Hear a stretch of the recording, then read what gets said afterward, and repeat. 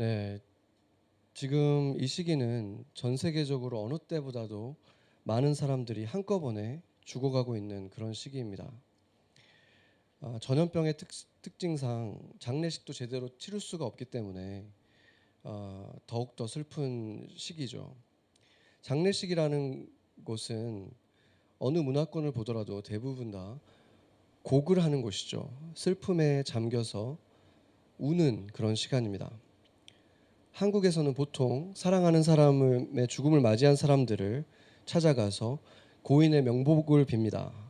고인이 영면하시기를 바랍니다. 이런 인사를 하지만 그 인사는 가족들에게 잠깐의 위로는 될 수 있겠지만 사실상은 아무런 의미가 없는 것이죠. 코끝에서 호흡이 멎는 그 순간에 이미 모든 것은 끝나버렸기 때문입니다. 그에게는 죄를 물을 수도 없고 감사를 표할 수도 없고 사과를 할 수도 없는 것입니다. 말 그대로 이미 다 끝나버린 것이죠. 그렇기 때문에 어떠한 위로도 죽은 자에게는 허공을 때리는 공기의 진동일 뿐 아무것도 아닌 것입니다. 왜냐하면 그는 이제 껍질만 남아있는 상태에 불과하기 때문입니다. 그런데 미국의 교회에서 이루어지는 장례식에 가보면 대부분 다 Amazing Grace라고 하는 찬양이 울려 퍼집니다. 사람이 죽었는데 놀라운 은혜라는 것을 노래하고 있고 죽은 사람을 앞에 두고 나 같은 죄인을 살리셨다고 노래하고 있는 것이죠. 어떻게 죽은 사람을 땅에 묻는 그날에 이런 노래가 어울릴 수 있는 것입니까? 그런데도 그들은 이 노래를 부르고 소망을 이야기하고 다시 만날 날을 기약하고 있는 것이죠. 왜 그렇습니까? 죽음을 이기고 부활하신 예수님이 안에 있기 때문에 그는 죽은 것이 아니라 잠들었을 뿐이다 라고 믿기 때문인 것이죠. 그래서 죽음 자체는 똑같은 방식으로 찾아왔을지라도 심지어 똑같은 교회에서 장례식이 치러지고 있다고 하더라도 부활을 믿는 그리스도인들과 믿지 않는 사람들의 장례식은 이처럼 커다란 차이가 있는 것입니다. 당장 보고 싶은, 볼 수 없기 때문에 우리가 갖게 되는 그리움은 어쩔 수 없겠지만 부활을 믿는 그리스도인들에게 있어서는 오히려 그 시간은 슬픔을 넘어서 영생에 대한 소망을 확인하는 시간, 하늘에 대한 소망을 더욱 견고히 하는 뚜렷해지는 그런 축복의 시간이 되기 때문인 것입니다. 여러분은 이 하늘의 소망이 있으십니까? 네. 바울만큼 부활에 대한 확고한 소망을 가지고 있었던 사람이 없었죠. 그는 인생의 닻이 부활에 내려져 있었던 사람이었습니다. 그렇기 때문에 상상하기 어려운 고난의 시간들, 수모를 당하면서도 견딜 수가 있었던 것이죠. 그는 그 모든 시간이 결국에는 영광스러운 면류관으로 내게 다시 돌아올 것이다.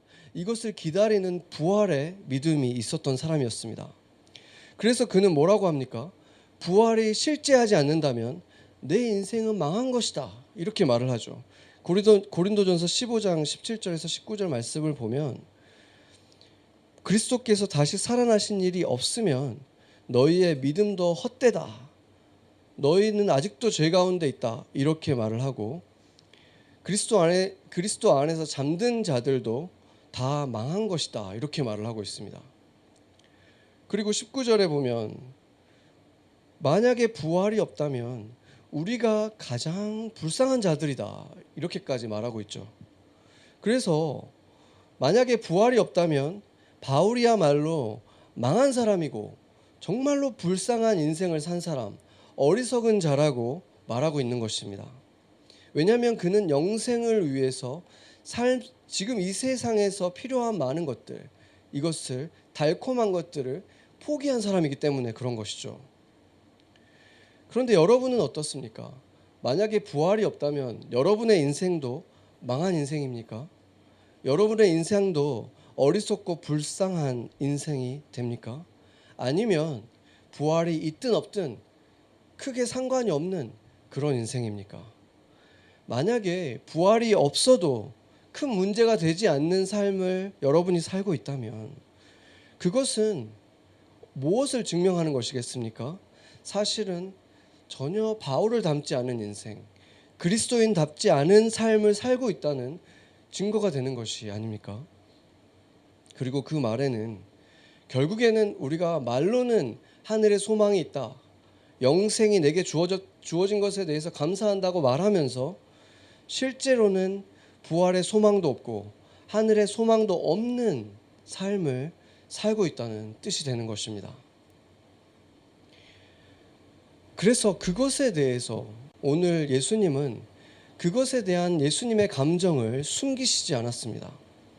오늘 본문을 보면 예수님의 감정이 굉장히 격하게 드러나는 장면들이 등장하는데, 요한복음 11장 33절을 보면은 같이 한번 읽어볼까요? 요한복음 11장 33절 같이 한번 읽어보겠습니다.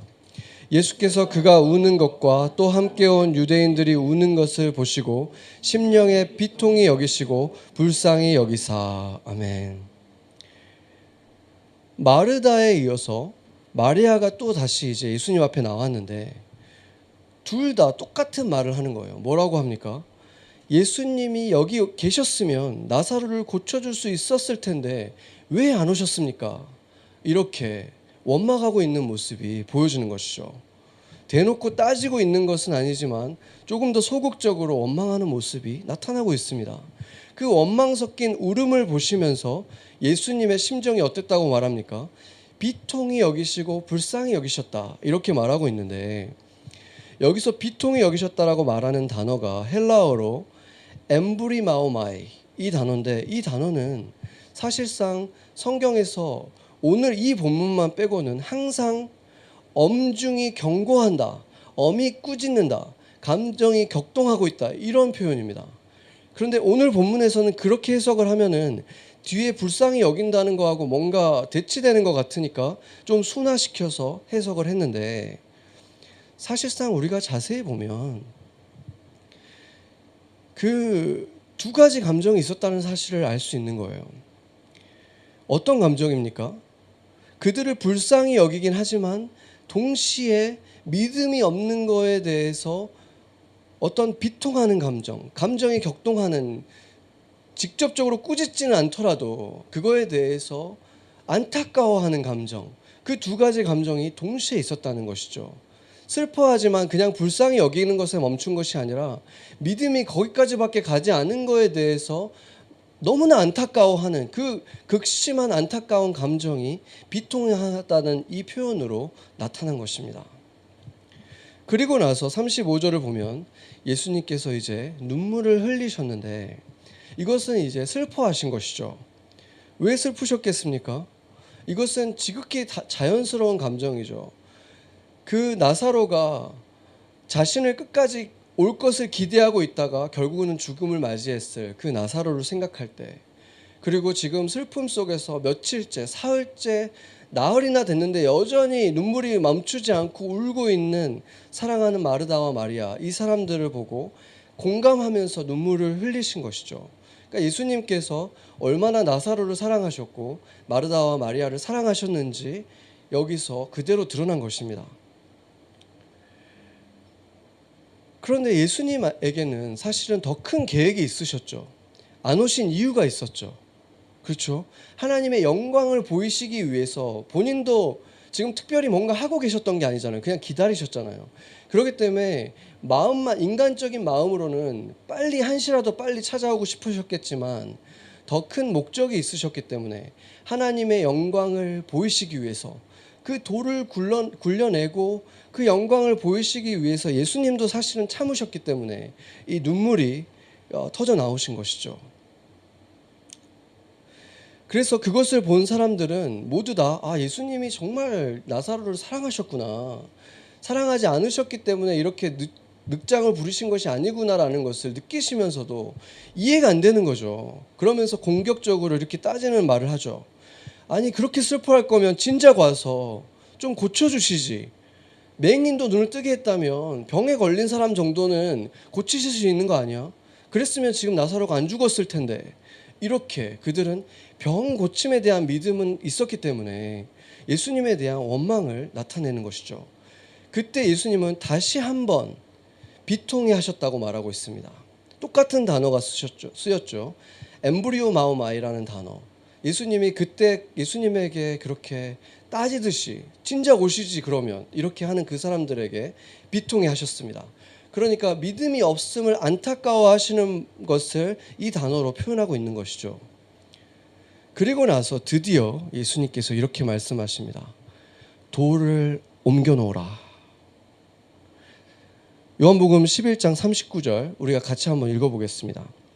예수께서 이르시되 돌을 옮겨 놓으라 하시니 그 죽은 자의 누이 마르다가 이르되 주여 죽은 지가 나흘이 되었음에 벌써 냄새가 나나이다. 아멘. 마르다가 지금 예수님께서 분명히 돌을 옮기라고 분명히 명령을 하셨는데 갑자기 끼어들었죠. 그런데 지금 나흘이나 돼서 벌써 냄새가 납니다. 어쩌라는 말입니까? 돌을 굴리지 말라는 말이에요. 지금 벌써 냄새 나서 썩고 있는데 지금 이제 와서 돌을 굴리는 게 무슨 의미 있습니까? 지금 그 얘기를 하고 있는 거예요. 그러니까 예수님의 마음이 얼마나 비통했겠습니까? 예수님을 잘 모르는 이 유대인들이야 그렇다 칠 수 있잖아요. 그런데 조금 전에 예수님께서 내가 그를 살릴 것이고, 왜냐하면 내가 바로 부활이고 생명이기 때문에 나는 그를 죽었어도 살릴 수 있는 존재다.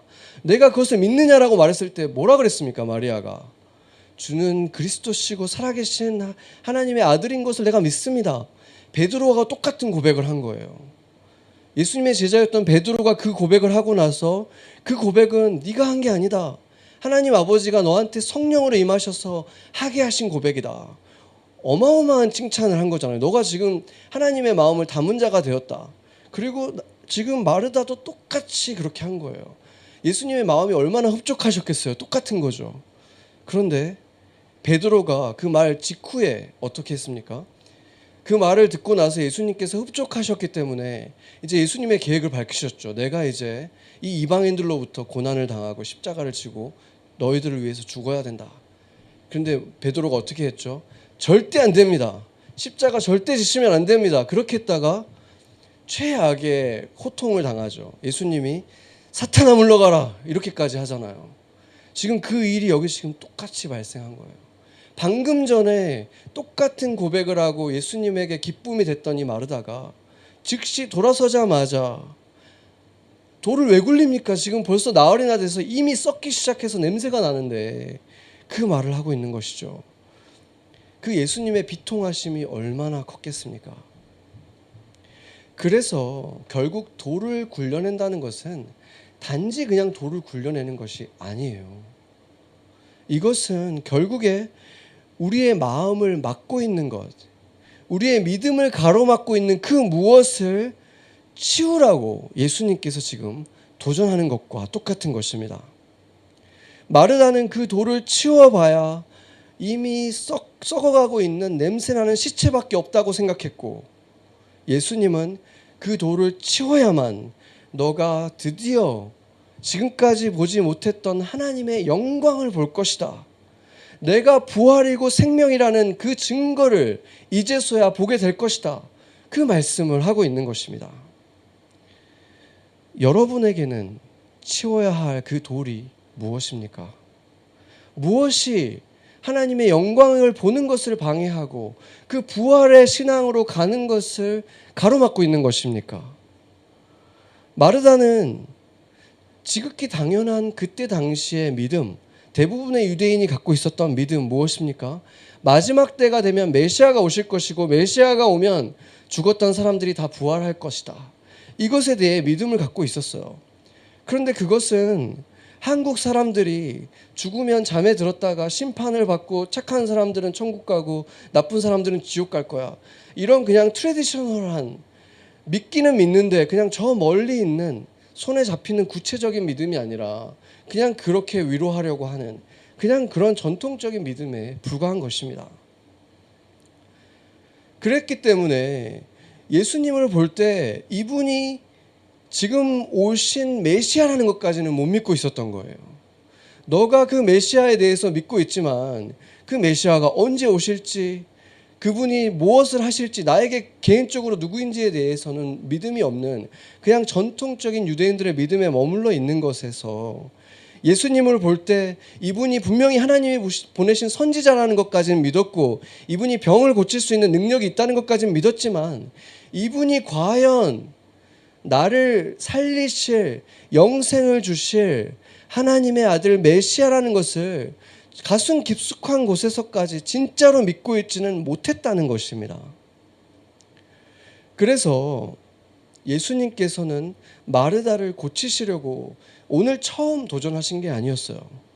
마르다와 예수님이 만나는 다른 장면이 있죠. 누가복음에 기록된 장면을 보면 마르다는 갑자기, 누가복음 10장에 있는 장면이죠. 그 마르다와 마리아라고 하는, 우리가 잘 아는 장면이죠. 여기에 보면은 갑자기 찾아온 거예요. 지금처럼 무슨 전화기가 있고 이런 게 아니잖아요. 예수님이 갑자기 그 마을에 오셨고 찾아오셨는데 혼자 오신 것도 아니죠. 그때 이미 제자들 12명을 데리고 있었기 때문에 장정들 13명이 갑자기 그 집에 들이닥쳤는데, 그는 그를 반갑게 맞고 그 장정 13명을 먹이기 위한 음식을 열심히 준비를 한 거예요. 굉장히 훌륭한 거죠. 그런데 그때 그 제자들과 함께 앉아서 언니를 전혀 돕지 않고 있었던 사람이 누굽니까? 마리아가 있었죠. 마리아는 그 앞에 앉아서 예수님의 말씀을 듣고 있었어요. 그러니까 마리아가 와서 뭐라 그럽니까? 예수님, 이 마리아를 지금 보세요. 잘못됐잖아요. 좀 꾸짖으세요. 이렇게 말을 하는데, 그 10장 40절을 보면은 이렇게 돼 있는 거예요. 그 마르다가 준비하는 일이 많아서 마음이 분주한데 예수께 나와서 이렇게 말하죠. 주여, 내 동생이 나 혼자 일하게 두는 것을 생각하지 아니하나이까? 영어로 보면 케어하지 않습니까? 당신은 지금 이거 상관 안 하십니까? 이렇게 말하는 거죠. 이게 뭡니까? 지금 따지고 있는 거죠. 예수님, 지금 이 마리아가 이렇게 잘못하고 있는데 왜 케어하지 않으세요? 이렇게 따진 거죠. 그리고 두 번째, 그를 명하사 나를 도와달라고 말하세요. 이렇게 지금 명령을 내리고 있는 거예요. 어쩌면은 나이로 봤을 때 마르다가 예수님보다 많았을 수도 있어요. 정확하게 나이는 알려져 있지는 않지만, 그러니까 자기가 보기에 이분이 선지자라는 것을 알면서도 순간순간 예수님을 보면 자기가 볼 때 옳은 것들이 있잖아요. 손님이 왔으면 지금 마리아는 와서 돕는 게 당연한 것, 상식적인 것이고 예의 바른 것인데, 그걸 안 하고 있는데 전혀 케어하고 있지 않은 예수님이 잘못하고 있는 거죠. 그렇기 때문에 그에게 어떻게 보면 따지면서 꾸짖고 있고, 그 다음에는 도와달라고 명령까지 하고 있는 거예요. 지금 이걸 보면 결국에는 무엇입니까? 예수님은 틀렸고 나는 맞은 거죠. 그러니까 여기에서 나타나는 마르다가 어떤 사람인지 나타나는 거예요. 자신이 굉장히 생각도 바르고 빨리빨리 판단할 수 있는 이런 사람이잖아요. 그렇기 때문에 지금 13명이 왔는데도 빨리빨리 움직여서 필요한 것들을 지금 다 해내잖아요. 그렇죠? 그러니까 능력이 있고 똑똑하고 이런 사람인데, 그것을 다른 사람들이 하지 않으면 참지 못하는 성격인 거예요. 옳다고 생각하는 것인데 그걸 안 하면 예수님이든 누구든 가리지 않고 그것을 가르쳐줘야만 되는 거죠. 그런 마르다에게 예수님이 와서 이렇게 얘기하죠. 조금만 준비해도 나는 괜찮다. 이렇게 말씀하시는 거예요. 네가 지금 하려고 하는 이걸 다 안 해도 내가 원하는 건 그게 아닌데 왜 나한테 묻지도 않고 너가 생각할 때 이걸 다 해야 된다고 생각하고 그렇게 그냥 하느냐. 이렇게 타이르시죠. 꾸짖지 않으셨어요. 마르다야, 마르다야. 이거는 굉장히 완곡한 표현이거든요. 너가 지혜롭고 부지런하고 책임감도 많다는 건 내가 다 알지만 내 판단보다 너 판단을 더 앞세우지는 말아라. 너가 보기에는 너무나 잘못한 행동을 하고 있는 마리아가 그거 하나를, 내 말을 듣고 있는 그거 하나를 했지만 오히려 그게 영혼의 관점에서는 더 이로운 선택을 한 것이다. 그래서 그의 생각을 완전히 깨트린 거예요. 그때 당시에 모든 사람들한테 물어보면 다 마르다가 옳다고 했을 거예요. 그렇지만 나는 생각이 다를 수 있다는 것을 네가 알고 내게 와서 묻기를 원한다. 그래서 항상 똑똑하고 책임감이 강하고 뭘 해야 할지 답을 알고 있는 그 마르다에 대해서 고쳐주고 계신 모습을 보여주는 것입니다. 그래서 그 마르다와 마리아의 이야기는 꼭 마리아를 칭찬하는 장면이라기보다는 어떻게 보면 마르다와 같은 모습을 가지고 있는 우리에게 타이르면서 가르치고 계시는 그 모습을 보여주고 계시는 거죠. 마르다를 얼마나 사랑하는지 보여주시는 것입니다. 세상은 우리에게 똑부러진 사람이 되기를 원하죠. 순발력이 있어야 되고 책임감이 있어야 되고 눈치가 빨라야 되고, 그런 사람들은 조금은 매니플레이트하고 조종하고 이런 것들 되는 사람이 세상에는 오히려 칭찬을 받아요. 아, 그 사람은 눈치가 있다. 정말 빠르다. 판단력이 좋다. 이렇게 하면 예의 바르다. 이렇게 칭찬을 받죠. 그런데 예수님은 이렇게 말하신 거예요. 10장 42절, 41절에서 42절 같이 한번 읽어보겠습니다. 주께서 대답하여 이르시되 마르다야 마르다야, 내가 많은 일로 염려하고 근심하나 몇 가지만 하든지 혹은 한 가지만이라도 족하니라. 마리아는 이 좋은 편을 택하였으니 빼앗기지 아니하리라 하시니라. 아멘. 나를 위해서 너무 많은 것을 안 해도 괜찮다. 내가 진짜 원하는 것은 너가 나와 함께 식탁에 앉는 것이다. 그것이 영원히 빼앗기지 않을 것이고 나는 지금 그것을 원한다. 이렇게 말씀하고 있는 것이죠. 히브리 문화에서는 이름을 두 번 부르는 것은 굉장히 그 뜨거운 감정을 표현하는 거예요. 다윗이 자신의 아들 압살롬을 잃었을 때 압살롬 압살롬, 그리고 예수님께서 부활하신 이후에 마리아를 만났을 때 마리아야 마리아야, 이 모든 것은 굉장한 그 뜨거운 감정, 너무나 사랑하는 감정이 담겨 있는 것이죠. 그 사랑하는 마르다를 고쳐주고 싶으셨던 거예요. 오늘 본문에서도 마르다는 예수님께서 죽은 나사로를 살리겠다, 내가 그를 살리겠다, 이렇게 말을 했을 때 즉각적으로 어떤 반응을 보였습니까? 정말요? 예수님 너무 감사합니다, 이렇게 반응했습니까? 안 그랬죠. 저도 알아요. 마지막 날에는 그 부활을, 마지막 날은 다 부활하는 거잖아요. 그거 말씀하시는 거 맞죠? 너무 똑똑한 거예요. 정답을 알고 있는 거예요. 모든 사람들은 그렇게 생각하니까. 지금 나사로를 살리겠다고, 내가 지금 살리겠다고 말하는데 마지막 날 살리는 그거를 자기는 얘기한다고 생각하고, 예수님의 말도 그걸 그대로 받아들이는 게 아니라 자기가 판단해서 필터해서 받아들이잖아요. 그 다 알고 있다고 생각하는 것, 여전히 그 똑똑함, 그 모습이 마르다에게 남아있는 것이죠. 그런 마르다에게 예수님이 아주 선명하게 말씀을 하신 것이죠. 성경 전체에서 가장 멋진 말인 것 같아요. 같이 한번 읽어봤으면 좋겠습니다. 요한복음 11장 25절에서 26절 같이 한번 읽죠. 예수께서 이르시되 나는 부활이요 생명이니 나를 믿는 자는 죽어도 살겠고 무릇 살아서 나를 믿는 자는 영원히 죽지 아니하리니 이것을 내가 믿느냐. 아멘. 믿습니다. 그렇죠? 우리는 그것을 믿습니다. 지금 우리가 이것을 보면 마르다에게 있어서 옮겨야 될 그 돌이 무엇이겠습니까?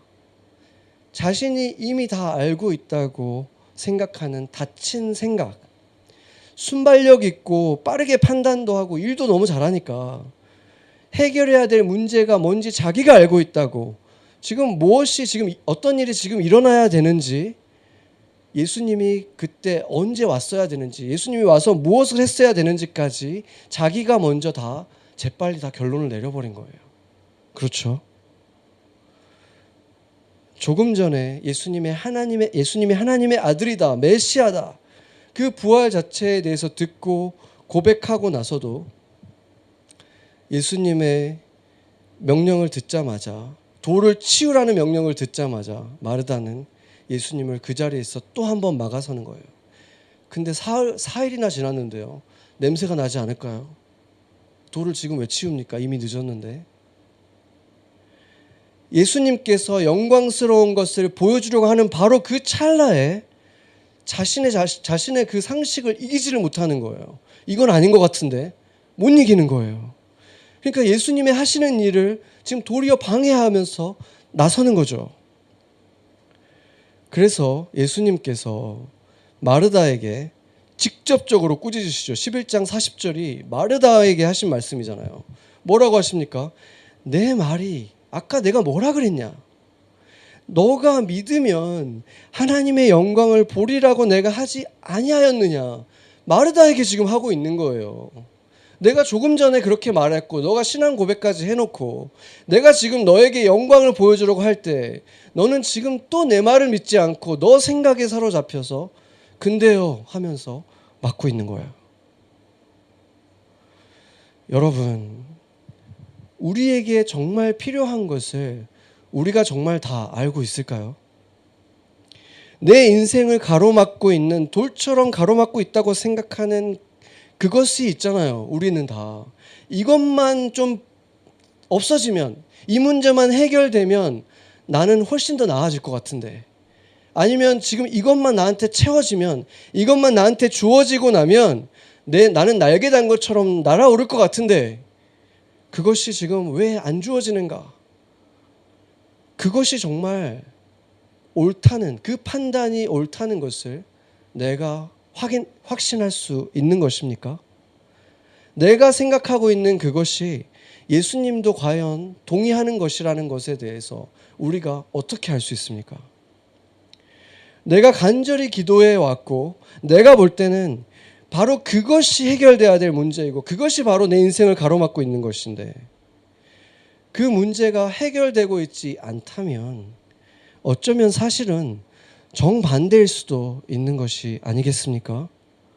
정말로 내 인생을 막고 있는 돌은 꼭 해결돼야 된다고 믿는 바로 그 문제가 아니라 그것이 해결돼야 된다고 믿고 있는 나만의 해결책, 나의 그 판단, 내가 붙들고 있는 그 고집, 나에게 필요한 건 내가 가장 잘 알고 있다는 그 교만, 바로 그것일 수도 있다는 말이 되는 것입니다.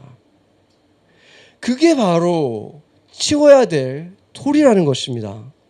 내가 주님보다도 나에 대해서 더 잘 알고, 내가 주님보다도 나한테 필요한 걸 더 잘 알고, 해결돼야 될 문제가 뭔지 내가 더 잘한다는 그것이 사실은 내가 주님을 진정으로 신뢰하고 있지 못하다는 증거가 되는 것이잖아요.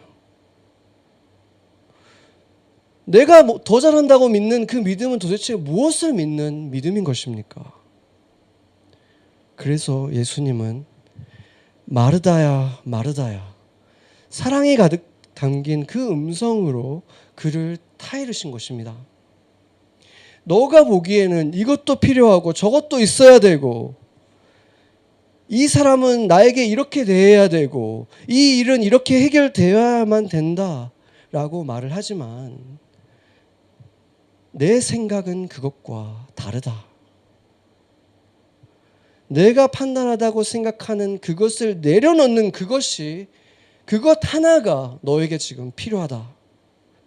잠잠히 너에게 무엇이 가장 필요한지 내게 물으면서 내 이야기를 듣거라. 이렇게 타이르신 것입니다. 그렇게 마르다가 스스로 판단할 수 있도록, 주님 앞에서 내려놓을 수 있도록 그렇게 주님께서 타이르고 계신 것입니다. 고집스러움이라는 것은 기본적으로 믿음의 반대말입니다. 그럴 수밖에 없죠. 하나님을 뭐라고 말합니까? 성경에서 신묘막측하시다. 우리가 판단을 할 수가 없다는 거예요. 우리가 예측을 할 수가 없다는 거예요. 그런 하나님을 우리가 믿는다면, 내 예상 속에, 내 상식 속에 가둘 수 없는 하나님을 우리가 믿는다면 우리는 결코 고집을 부릴 수가 없는 것이죠. 이번 주는 이렇게 하셨는데 다음 주는 하나님이 이렇게 바꾸셔도 그것에 대해서 내 고집을 내려놔야 되는 거라는 것입니다. 언제나 들을 자세, 마음을 돌이킬 자세를 가지고 살아가는 사람들이 바로 신앙인인 것이죠. 그래서 팀 켈러 목사는 예배 속에서 뜨겁게 찬양하는 거나 열심히 봉사하는 게 아니라 진짜 크리스찬과 가짜 크리스찬을 구별할 수 있는 것은 그거 하나밖에 없다 그랬어요. 고집이 있느냐 없느냐, 금방 잘못을 인정하고 언제나 배우려 하는 자세, 영어로는 티처블하냐 아니면 스터번하냐, 이 두 가지가 최종적인 진짜 그리스도인과 가짜 그리스도인을 구분하는 한 가지 기준이라고 한 거예요. 얼티밋 한 가지 컨디션이 티처블한가 스터번한가 이거라고 말했습니다. 부활의 신앙을 갖기 위해서 지금부터 영원한 그 생명을 누리기 위해서는 우리가 갖고 있어야 되는 것은 무엇입니까? 우리의 믿음의 그 문을 가로막고 있는 그 돌을 치워야만 한다는 것입니다. 여러분의 믿음을 가로막고 있는 그 돌은 무엇입니까?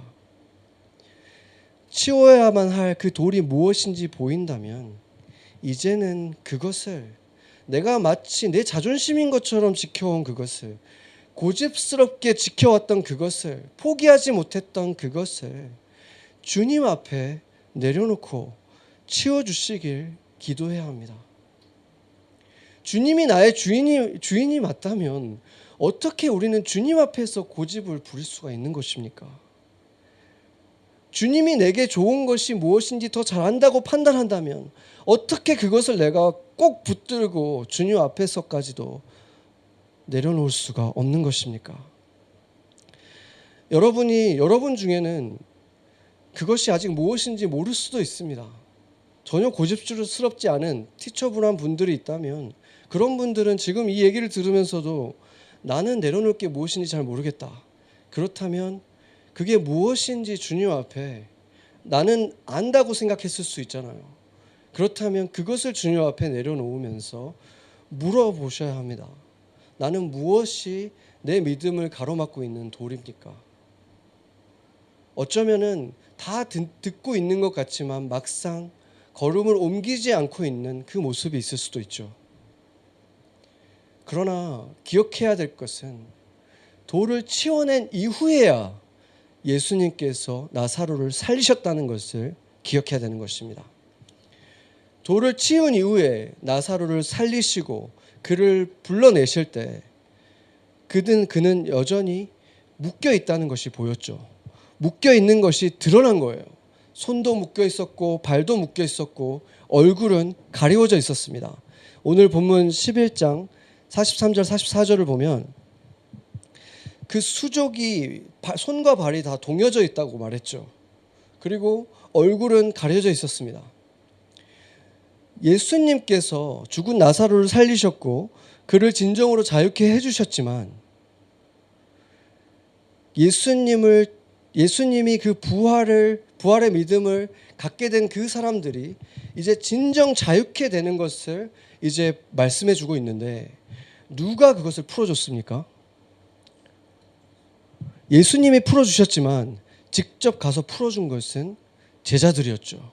돌을 굴려준 것도 제자들이었고 가리고 있던 수건을 벗겨준 것도, 수족을 묶고 있는 것을 풀어준 것도 예수님의 제자들이 가서 한 일이었습니다.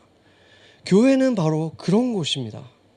예수님의 뜻에 따라서 그 영광을 세상에 드러내는 일을 하고 예수님의 손이 되어져서 발이 되어서 돌을 굴려내주고 묶인 것을 풀어주고 가려져 있는 사람들의 눈을 벗겨줘서 볼 수 있게 해주는 것, 서로에게 그것을 해주는 것, 그것이 바로 교회라는 것입니다.